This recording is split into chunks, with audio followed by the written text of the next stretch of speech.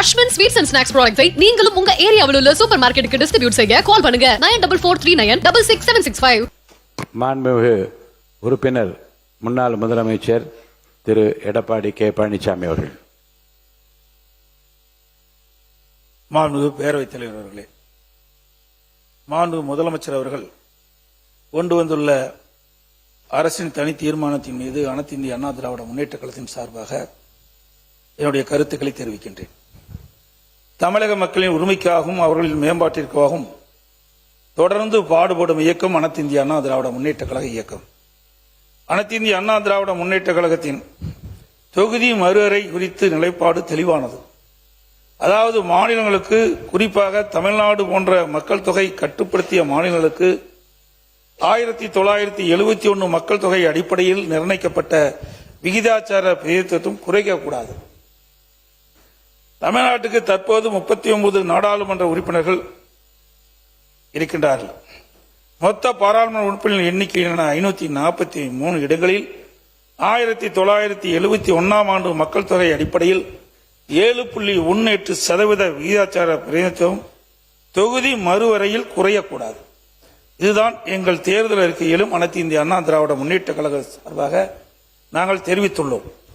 தொகுதி மறுவரையில் மாநிலங்களுக்கான தற்போதுள்ள விகிதாச்சாரம் குறையாமல் பாதுகாக்கப்படும் என்பது வெளிப்படையாக இல்லை.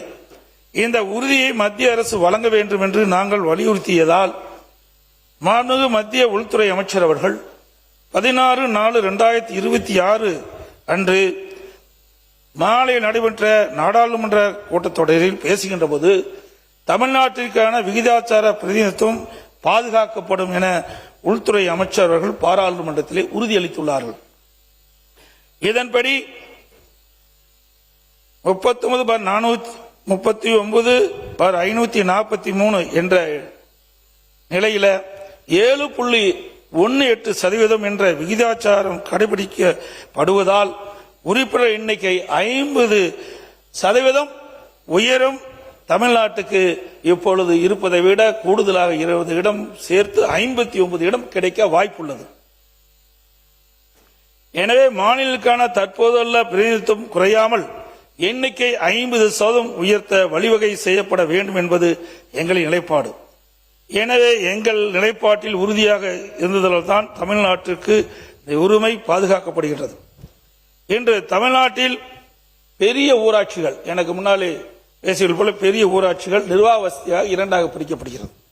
அதே போல பெரிய ஊராட்சி ஒன்றியங்கள் நிர்வாக வசதியாக 2ஆக பிரிக்கப்படுகின்றது. பெரிய தாலுக்காக்கள், பல தாலுக்காக்கள் பிரிச்சிருக்கிற நிர்வாக வசதியாக பல கோட்டங்கள் பிரிக்கப்பட்டிருக்கின்றன. அதே போல பல தொகுதிகள் அடங்கிய பெரிய மாவட்டங்கள் நிர்வாக வசதிக்காக பிரிக்கப்பட்டிருக்கின்றன. அனைத்து இந்திய அண்ணா திராவிட முன்னேற்ற கழக அரசு இருக்கின்ற பொழுது, நான் முதலமைச்சர் இருக்கின்ற பொழுது 6 மாவட்டத்தை பிரித்திருக்கிறோம் நிர்வாக வசதிக்காக. அதே போல புதுச்சேரி மாநிலத்தில் மொத்த வாக்காளர் எண்ணிக்கையே 10.2 லட்சம் வாக்காளர் தான் அங்க இருக்கிறாங்க. அதுக்கு ஒரு முதலமைச்சர், அமைச்சர் எல்லாம் அங்க இருக்கிறாங்க. ஆனால் தமிழ்நாட்டில் புதுச்சேரி மாநிலத்தை விட அதிகமான வாக்காளர் எண்ணிக்கை கொண்ட பல மக்களவை தொகுதிகள் உள்ளன. உதாரணமாக ஸ்ரீபெரும்பூர் தொகுதி 20,20,388 வாக்காளர் இருக்கிறாங்க. திருவள்ளூர் நாடாளுமன்ற தொகுதியில் 19,62,232 வாக்காளர் இருக்கிறாங்க. அதே சோழிங்கநல்லூர் சட்டமன்ற தொகுதியில் தமிழகத்திலே அதிக வாக்காளர் எண்ணிக்கை உள்ள தொகுதி அந்த தொகுதி. அதில் 5,36,991 வாக்காளர் இருக்கின்றார்கள். எனவே நிர்வாக வசதிக்காக வாக்காளர் அதிகம் உள்ள மக்களவை தொகுதி மற்றும் சட்டமன்ற தொகுதியை வாக்காளர் எண்ணிக்கை மற்றும் பரப்பளவின் அடிப்படையில் தொகுதி மறுவரை செய்வதில் எந்த தவறும் இல்லை.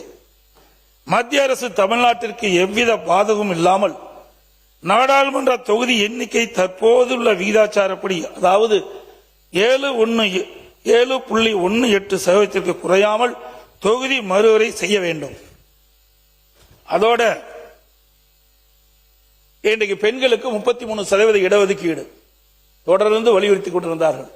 இதையும் புரட்சித் தலைவி அம்மா அவர்கள் தமிழகத்துடைய முதலமைச்சர் இருந்த காலகட்டத்தில் 1998 மத்தியில் மறைந்த ஓட்டுதலுக்குரிய மரியாதைக்குரிய வாஜ்பாய் அவர்கள் பிரதமராக இருந்த காலத்தில் அந்த மத்திய ஆட்சியில் அனைத்து இந்திய அண்ணா திராவிட முன்னேற்ற கழகம் பங்கு வைத்தது.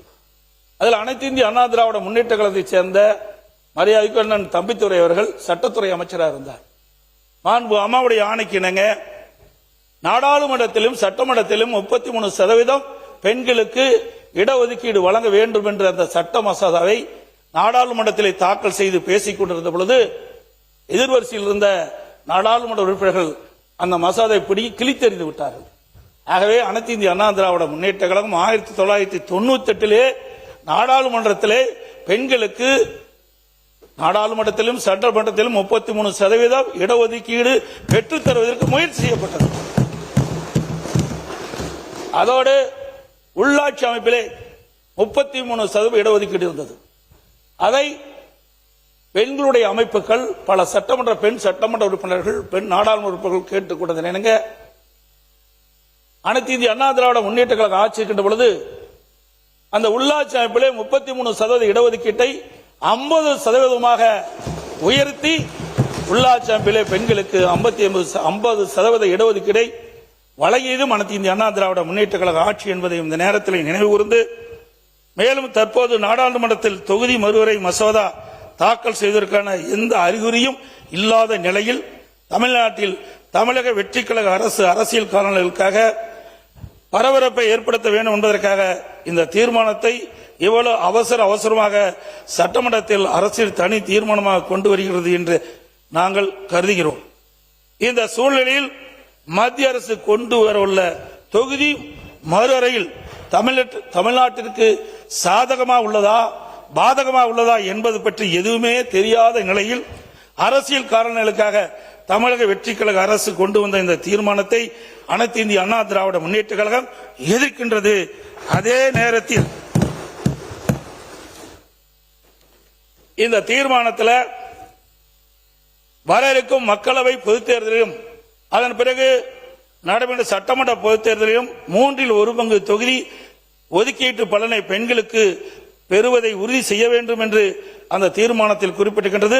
அந்த தீர்மானத்தை மட்டும், அதாவது நாடாளுமன்றத்திலும் சட்டமன்றத்திலும் 33% பெண்களுக்கு இடஒதுக்கீடு வழங்க வேண்டும் என்ற அந்த தீர்மானத்தை மட்டும் ஆதரித்து அமர்கின்றேன். அஸ்வின் ஸ்வீட்ஸ் அண்ட் ஸ்நாக்ஸ் ப்ராடக்ட்ஸை நீங்களும் உங்க ஏரியாவில் உள்ள சூப்பர் மார்க்கெட்டுக்கு டிஸ்ட்ரிபியூட் செய்ய கால் பண்ணுங்க 9443966765.